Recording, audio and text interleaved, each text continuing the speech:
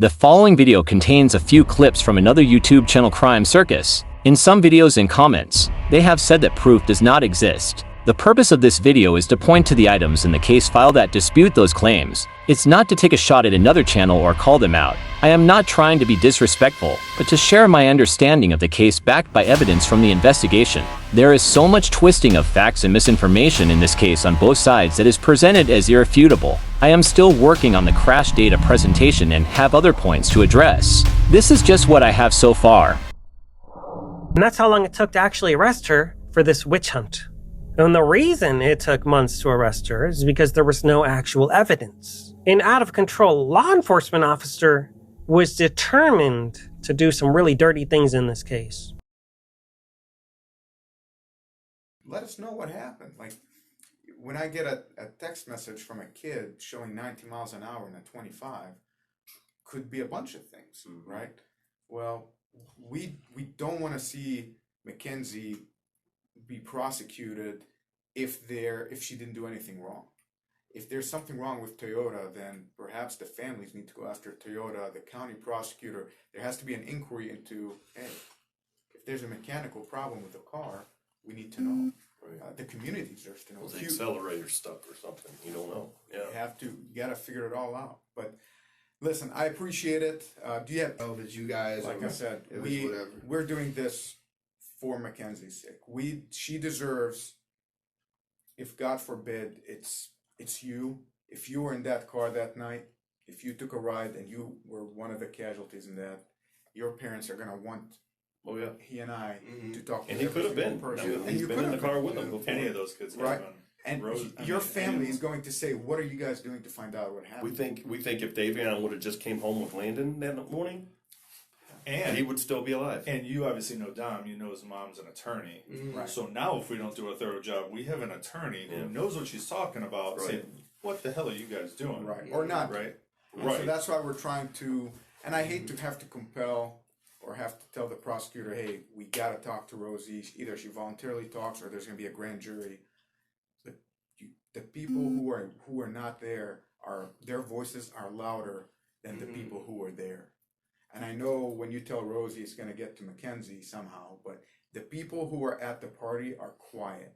The people who are not at the party are being the loudest and spreading the most rumors that unfortunately. By mid-November, I have to submit this to the prosecutor. I can't just sit on this case forever. California, there was a fatal crash. The nurse who killed 6 people. The next day, she was charged. The very next day. I've been sitting on this case from August 1 when I got assigned it. I'm trying to give all these kids an opportunity to say, hey, it's a difficult time, but listen, I don't want you to listen to the rumors. Here, I was there. Here's what I know.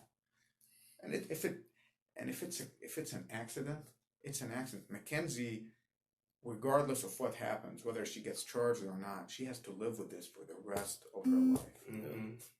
That is very difficult. All of the witnesses, her friends, her boyfriend's friends, everybody agreed they were good. That she had never ever threatened to do it. There's no audio recordings, no text messages, no emails, not even any hearsay between any of the friends. Nothing. I have the interviews. I've released them on my channels. There's a couple playlists I've created because all of the interviews are exculpatory. There's no threats regarding to any violence or crashing any car, point blank period. That's a simple, pure, organic fact that cannot be disputed. You may have been lied to by another network or another program or another YouTuber, but you won't be lied to here. The threat does not exist. Do you see what we're doing here? We're analyzing each and every false accusation, one by one, with the truth. The truth cannot be disputed. So, do you remember the incident that I'm about to ask you about where Yes. you picked him up from the highway? Yes. Okay. That day, what do you remember? Where were you when you got the call? Who called you? And what did they ask you to do? I was actually at Christine's house. We were sitting around. She had just came back. She was sick. She got out the hospital and wasn't feeling well. Dominic called her and he was upset. And she was like, well, where are you at? And he was like, I'm driving in the car with her. And he was like, I just want to go. He was like, I don't want to be around her anymore. I'm done. So she was like, well, do you mind going to go pick him up? I said, not a problem. So as I leave her house, go to the highway, get on the highway, and I call him. I said, well, where are you at? And she was like, I'll crash this car. I'm like, dude, what you mean? I'm like, Dominic, just tell her to pull over. I'm like, I'm right behind you guys, so just pull over and stop, and I'm right here. Like, I'll be there in 2 seconds.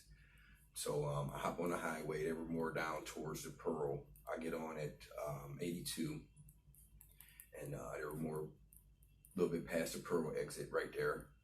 And, it was raining. So as soon as I pull up, she's just going like this, and he's trying to get out the car. And once he get in the car with me, I said, dude, you don't have to deal with this. You're young, you got a long life to live. You don't have to deal with no chick in her attitudes, whatever. If you're not happy, just let her go. You know what I mean? If it was true love, she'll be back. So we're sitting there having that conversation in the car on the way back home. And man, I would have never expected that would even happen. A week later, just mind blowing. But yeah, we got in the car, and he was like, man, I just can't deal with, she don't want to listen. She drives like a maniac. I was like, well, you don't have to drive with her. You have your own car, and just let her go about her way. Take your time away from her. Get yourself together. And he was like, yeah, I think that's going to be the best thing to do. And then later, about we get back to the house, probably 20 minutes after we get to the house, her dad shows up. He wants Kenzie stuff. He's like, I have no problem. It's like, just have her you can bring my stuff back over here, and I'll give you her stuff. So he went and grabbed some purses and gave them back to her, and or gave them to her dad. And yeah. So let me clarify a few things. So when you got the call, you said 71 at Pearl Road. Were they going toward Strongsville or toward Cleveland? Were they Towards north or Cleveland. south? So they were 71 north? Yes. And they had just passed. Did they get to Bagley or before Bagley? Before Bagley. Okay, so that's going to be 71 north between Pearl and Bagley. So when you left the house, were you on the phone with him? Did he call you? Did you call him? I called him. You called him? I called him to find out where his location, where they actually were at. Because I'm coming down the highway trying to meet up with them. And okay. And they were still moving as this was happening. She didn't. I was on the phone with him. I said, well, just tell her to pull it over. We don't need anything happening. Just tell her to pull it over. So she pulled the car over. I said, thank God, I'm right behind you. And so I pulled up. Who is she? Kenzie. Okay. And when you were on the phone with him, can you clarify again what you heard her say over the phone? She says she'll crash this car right now. You heard her say that? Okay. And so they pulled the car over. Were they on the right side or the left side? Do you remember? Right side. Right side. Yeah. So right off the berm. Right off the berm. So did you get out of the car, or did Dom just come back to you? Well, I was starting to get out the car because I seen her just going over, grabbing him and swinging at him. So she's swinging at him, reaching over? Okay. And I started to get out the car, and then I seen the door open, and he jumped out. And I said, well, come on, dude, it's raining. Let's get in the car. Okay. We're out of here. And so when you guys left, where was she? She was still in the car. Still in the car, still up the highway? Okay. Yeah, I let her pull off before we pulled off. Okay. Just to make sure the traffic was clear. She got on, boom, and we got off at Bagley, turned back around, came in. How long have you known her? About the same amount of time. Same amount of time? Yeah. Did you ever talk to her? Very few. Very few. So she'll say hi, bye, that's just about it. We never really had conversations. Ever see them get into it? A few times they argued. Yeah. And what was that like? You would just tell her to go, grab your stuff and go. You don't want her around, like, well, that's the best thing for her to do. Mm-hmm. Separate yourself from that situation. On the way back from that incident, how did Dominic feel to you? How did he seem? How would you describe him? He was upset. Upset. Yeah. Because they broke up at that point. Okay. Then they ended up back together 2 days later. Okay. Was he angry? No. He was like, he just couldn't deal with it no more. What exactly did he describe as far as what she had done? Did he tell you, I mean, can you believe she did this or did that? Well, he was saying that it was over something stupid. Like, he asked her to do something and she didn't want to do it. And he was like, well, look, all I'm just asking is you keep stuff clean and this, that, and the other. And he didn't want to chill with one of her friends. And I guess that's where she was trying to go to. Okay. And it's like, I don't even like them people. So why would I even put myself around them? I said, I get you. Did he ever confide in you, Dominic? Yeah, a little bit. A little bit? Yeah. Did he ever express concern for his safety around her? Like, hey man, this woman is... No. Okay. No. Did he feel like she tried to kill him that day? Like she intentionally was trying to drive the car into a wall, or was that just a threat? Or I think it was just a threat. I don't think he took it real serious, because if that was the case, he would have never got back in the car with her. Okay. And do you know how they got back together 2 days later? Did she just showed up? Or Actually, any idea? the day they got back together, I ended up flying out or driving out to Omaha, Nebraska. Okay. So the day that he passed away, I got the phone call early in the morning, and I drove all the way back that day. I'm sorry for your loss, man. This has been very difficult for everybody. For everybody, yes. Well, sad situation. Is there anything else about that incident or any episodes like this incident that you're aware of that I need to Well, document? they pretty much stayed to themselves. Stayed to He'll come out and play basketball, and then when she was working, and then we would just hang out then. All the kids, we would just shoot around and sit in the backyard and just hang out. And every time she would come over, she'd come over maybe for dinner if she was cooking like some non-gluten food for her that she can eat. And she would come over and have dinner, but really was a quiet person, really didn't say much to anybody. Was Dominic shaken up after that episode? Yeah. He was upset about that. Yeah. 'Cause, I mean, they've been together for how many years, teenage love. Right. Hate to have to break up with your girlfriend, but like I said, there's plenty other fish in the sea. You ever been in a car with her? No. No? No.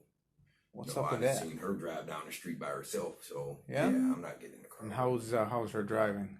100 miles an hour. She just drive lead foot, That's like, because she was coming from Dunkin' Donuts one day, and I'm like, damn, she hitting the corners, you hear tires. I'm like, whoa, hold up. But that's how she drove, young kids. And I tell my daughter all the time, she just asks for a car. I said, nah, after this, you're going to have to wait. Dom ever express safety being in the car with her? I've heard he's a very cautious driver. He is very cautious. And then, he just knew she drove crazy. She had that left foot. A lot of these teens do. Sucks, but that's why I won't get my daughter a car now. Yeah. So you've seen her drive, never been in the car with her. Dominic never kind of expressed any concern getting in the car. No. I mean, he would tell her to slow it down. You know what I mean? If he felt like he was, Okay. Well, if you can think of anything else at a later time, like I said, I just wanted to focus in on this particular incident, just because you picked him up. Yeah. Did he mention anything about him maybe trying to grab the steering wheel? Did he say, like, I tried to stop the car, maybe try to put it in neutral, anything? No. He didn't say nothing about none of that. Okay. All right. Do you have any questions for me? Okay. She's certainly not a killer either. She was just a teenage girl that was in a car accident. It's that simple. Point blank, period. She did not threaten to harm Dom in any way whatsoever. That's not revealed in any text messages nor any recordings.